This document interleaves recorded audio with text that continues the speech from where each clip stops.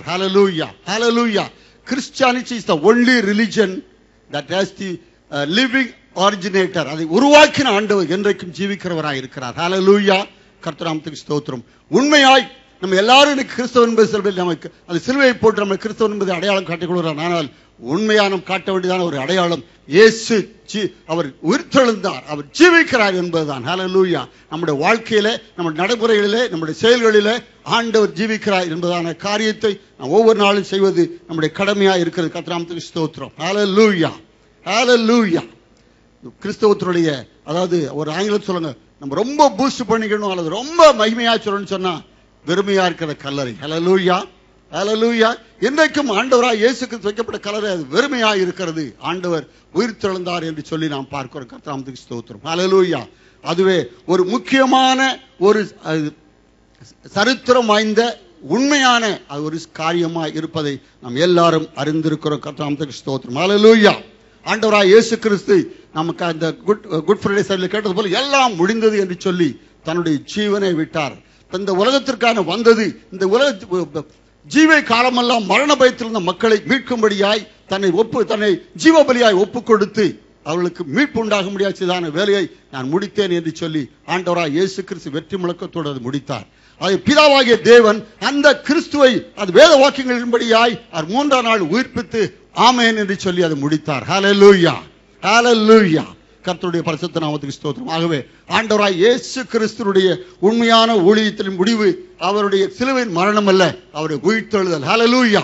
இன்றைக்கு நம்மோடு கூட அவர் இருப்பதை பார்த்து இருக்கிறோம். ஆண்டவராய் இயேசு கிறிஸ்து தான் மரிப்பேன் என்று சொல்லி அவர் முன்பே அவர் அறிவித்திருந்தார் என்று பார்க்கிறோம். அநேகர் மத்தேயு 16:21 போட்டு இயேசு மரித்து 3ஆம் நாள் உயிரோடு நான் எழும்புவேன் என்று சொல்லி அவருடைய சீசர்களுக்கு சொன்னார். ஒரு இடத்துல மாத்திரம் இல்லை, அநேக இடங்களிலே அது திரும்ப திரும்ப திரும்ப ஆண்டவர் சொல்லிக் கொண்டிருந்தார். அது சொல்லும் போது பேசுற ஆண்டவரே அது உமக்கு நேரக்கூடாது ஆண்டவர் சொன்னபோதான் அப்பலபை சாத்தானே என்று சொல்லி ஆண்டவர் அவனை அதற்கு நாம் பார்க்க முடியும். ஹalleluya. ஆண்டவராய் இயேசு கிறிஸ்து பூமியில வந்தது அவர் நமக்காய் மரிப்பதற்காய் மாத்திரமே. ஹalleluya. அநேகர் பூமியில வந்து வாழ்ந்து மதிக்கிறார்கள். ஆனால் நம்முடைய ஆண்டவரோ மரித்து உயிர்த்தெழுந்தார். ஹalleluya, ஹalleluya. மரித்தவர்கள் எழுந்திருக்கிறாங்க. ஆண்டவராய் இயேசு அவர் மரித்து உயிர்த்தெழுந்தார். ஹalleluya, ஹalleluya. கர்த்தருக்கு ஸ்தோத்திரம். ரோமர்கள் நிருபம் 1ஆம் அதிகாரம் 5ஆம் வசனத்தை வாசிக்கும் போது அவர் உயிர்த்தெழுந்ததினாலே அவர் உண்மையான தேவனுடைய குமாரன் என்பதை நாம் அறிந்து கொள்ள முடியும். ரோமர் சாப்டர் 1 verse 5. மாம்சத்தின்படி தாவீதின் சந்ததியில் பிறந்தவரும் பரிசுத்தமுள்ள ஆவியின்படி தேவனுடைய சுதனென்று மரித்தோரிலிருந்து உயிர்த்தெழுந்ததினாலே தேவனுடைய சுதனென்று மரித்தோரிலிருந்து எழுந்ததினாலே பலமாய் ரூபிக்கப்பட்ட தேவகுமாரனுமாய் இருக்கிறார். தேவகுமாரனுமாய் இருக்கிறார். ஹalleluya. அவர் தேவகுமாரனுமாய் இருக்கிறார். அதே ரோமர் 8ஆம் அதிகாரம் 11 வாசிக்கும். அதனால நமக்கு ஒரு நம்பிக்கை அது எல்லாருக்கும் இருக்க வேண்டிய ஒரு காரியமா இருக்கிறது. Roman chapter 8:11. அன்றியும் இயேசுவை மரித்தோரிலிருந்து எழுப்பினவருடைய ஆவி உங்களில் வாசமாயிருந்தால் கிறிஸ்துவை மரித்தோரிலிருந்து எழுப்பினவர் உங்களில் வாசமாயிருக்கிற தம்முடைய ஆவியினாலே சாவுக்கு ஏதுவான உங்கள் சரீரங்களையும் உயிர்ப்பிப்பார். ஹalleluya, ஹalleluya. ஆண்டவர் நம்மையும் உயிர்ப்பிப்பார். ஹalleluya. கர்த்தருக்கு ஸ்தோத்திரம். அந்த தெசலோனிக்கை பார்க்கும்போது மத்திய ஆகத்தில் ஆண்டவராய் இயேசு கிறிஸ்து வரும்போது கிறிஸ்துவுக்குள் மரித்தவர் முதலாவது அவர் எழுந்திருப்பார்கள். ஹalleluya. உயிரோடு இருக்கிற நாமும் அவர் மறுபுறமாகி அவரை ஆகாயத்திலே சந்திக்கும்படியாக எழுந்திருப்போம் என்று சொன்ன ஒரு மகாபரி உன்னதமான காரியத்தை ஆண்டவர் நமக்கு செய்வார். ஹalleluya, ஹalleluya. கர்த்தருக்கு ஸ்தோத்திரம். ஆண்டவர் ஜீவித்தார் என்பதற்கான அநேக அடையாளங்களிலே ஒன்று நாம் முதலாவது சொன்னது போல அது காலியா இருக்கிறதானே அந்த கல்லறை. அப்பொழுது ஆண்டவருடைய கல்லறை நான் வாசித்த அந்த வேதவசனத்தின்படியாய் அவர்கள் அந்த கல்லறைக்கு வந்தால் சிறிய இடத்தில் ஆண்டவர் கர்த்தராய் இயேசு அவர் உயிர்த்தெழுந்தார், அவர் இங்கே இல்லை என்று சொன்னதான காரியம் எல்லாவற்றையும் அறிந்திருக்கிறோம். அது மாத்திரம் அல்ல, அந்த தேவதர்களும் அந்த கல்லறை மாத்திரம் அல்ல, ஆண்டவராய் இயேசு கிறிஸ்து உயிர்த்தெழுந்து அங்கே மகதலேனா மரியாளுக்கும் மற்ற ஸ்திரீ சகோதரிகளுக்கும் தரிசனமானார். அதுக்கு பிற்பாடு யோவானும் பேதுரும் அந்த கல்லறையை சென்று பார்த்து ஆண்டவர் இல்லை என்று அறிந்து கொண்டார்கள். அது மாத்திரமல்ல, ஆண்டவர் அன்றைய தினத்திலே பரலோகத்திற்கு சென்று பிதாவுடைய சமூகத்தில் தன்னுடைய ரத்தத்தை அவர் படைத்தவராய் மீண்டுமாய் திரும்பி வந்து அதே நாளிலே உயிருக்கு பயந்து கொண்டிருந்தான சீசர்கள் மத்தியிலே அந்த அறையிலே அவர் போய் அவர்களை பயப்படாதிருங்கள் என்று சொல்லி அவர்களை தேற்றினார், அவர்களுக்கு சமாதானம் என்று சொன்னார். ஹalleluya, அவளுக்கு தரிசனமான. அது மாத்திரமல்ல, அவர் இன்னும் நம்முடைய அப்போஸ்தலர் இன்னும் 1 கொரிந்தியர் பார்க்கும்போது ஒரே நேரத்தில் 400க்கு மேலான சகோதரர்களும் சகோதரிகளும் அவரை பார்த்தார்கள் என்று சொல்லி நாம் பார்க்கிறோம். கர்த்தருக்கு ஸ்தோத்திரம். ஹல்லேலூயா. ஒரு வேத பண்டிதர் விதமாக சொன்னார், ஆண்டவராய் இயேசு 17 முறை அவர் உயிர்த்தெழுந்த பின்பாடு தரிசனமானார் என்று சொல்லி. நான் ஒவ்வொன்றையும் சொல்ல விரும்பவில்லை, என நேரம் போய்கிட்டே இருக்கும். அதனால அவர் தன்னுடைய சீசர்களுக்கு அவர் காண்பித்தார், 400 பேருக்கும் அவர் காண்பித்தார். அது மாத்திரமல்ல, அங்கே ஸ்தேவான் கல்லெறிந்து கொல்லப்படும் போது அந்த கஷ்டமான நேரத்திலும் ஆண்டவர் நோக்கி அவன் தன்னை கல்லெறிந்து ஜெபித்த மக்களுக்கு ஜெபித்து விட்டு ஆண்டவரை பரலோகத்தை பார்த்தபோது ஆண்டவராய் இயேசு கிறிஸ்து பிதாவுடைய வலது பாரத்தில் நிற்பதையும் அவர் கண்டான். ஹல்லேலூயா. அந்த தரிசனத்தை கண்டார். அதே போல பவுல் அந்த தமஸ்கு அந்த வீதியிலே போய் அந்த ரோட்டிலே போயிருக்கும் போது அவனும் கர்த்தரை அவன் சந்தித்தான். ஹல்லேலூயா. ஆண்டவர் அவனுக்கு தரிசனமானார் என்று பார்க்கிறோம். அதுபோல அது பவுலுடைய வாழ்க்கையிலே இன்னும் பார்க்கும் போதெல்லாம் அநேக இக்கட்டான நிலைமைகளை, கஷ்டமான சூழ்நிலைகளை அவனுக்கு அவர் தரிசனமாகி அவர் தேற்றினார் என்றும் பவுல் சொல்வதை நாம் பார்த்திருக்கிறோம். கர்த்தருக்கு ஸ்தோத்திரம். ஹல்லேலூயா. ஹல்லேலூயா. இன்னும் அநேகர் கர்த்தரை பார்த்து நம்ம சாட்சிகளை கேட்டிருக்கிறோம். கர்த்தருக்கு ஸ்தோத்திரம். எப்பெல்லாம் நம்ம கலங்கிற நிலைமையில துக்கப்பட்ட நேரத்தில் இருக்கிறோமோ அப்பொழுதெல்லாம் ஆண்டவர் நம்மோடு கூட நம்ம தன்னை காட்டுகிறவராய், அவரை தரிசிக்கும்படியாய், நம்முடைய ஆவியை உயிர்ப்பிக்கிறவருமாய் ஆண்டவர் இருக்கிறார். ஹல்லேலூயா. ஹல்லேலூயா. ஆகவே ஆண்டவராய் இயேசு கிறிஸ்து நமக்காய் உயிர்த்தெழுந்தார் என்பதை நம்ம எல்லாரும் அறிந்து கொள்ள வேண்டும். கர்த்தருக்கு ஸ்தோத்திரம்.